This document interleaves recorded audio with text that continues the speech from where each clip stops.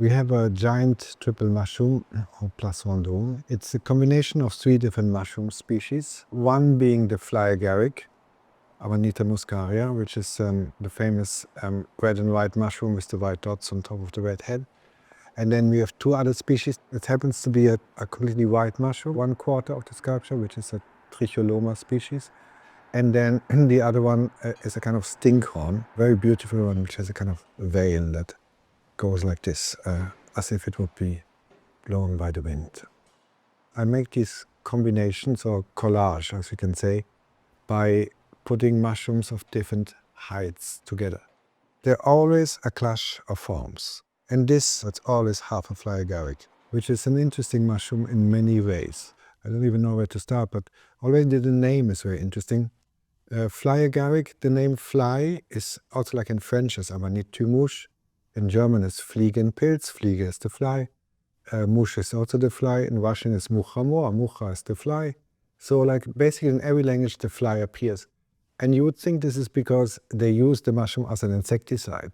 But it doesn't work as an insecticide really. Etymologically, the fly agaric, the name of the fly comes from something else apparently. This is the result of 2 people who made an amazing research on mushroom names, Gordon Wasson and Valentina Pavlova, his wife. They postulate or hypothesize that the name of the fly comes from the idea of the Middle Ages that people who are crazy, mentally ill, disturbed, have actually flies in the head.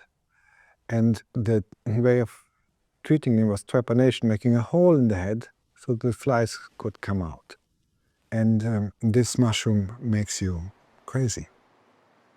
The mushroom is such an enigmatic organism. It's something that comes from the dark. It has a huge mycelium under the bark of a tree, but it's invisible basically. And then, when the conditions are right, it produces what is called the fruiting body. So it's what we say is a mushroom, something visible, something that comes into the light and suddenly stands there, grows very quickly.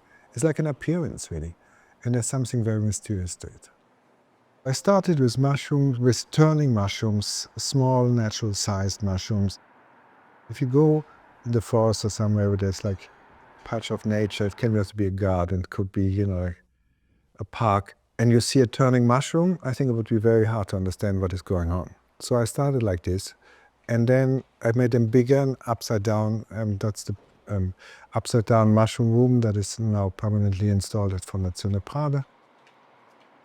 I want to reverse the relationship between you and the mushroom, because the mushroom is like, it's like a small thing you see growing there on the ground. I want this to be big and you're the small thing on the ground. I want to let them speak in another way. And I think they have a language, they have something to say that has to do with our own cultural evolution.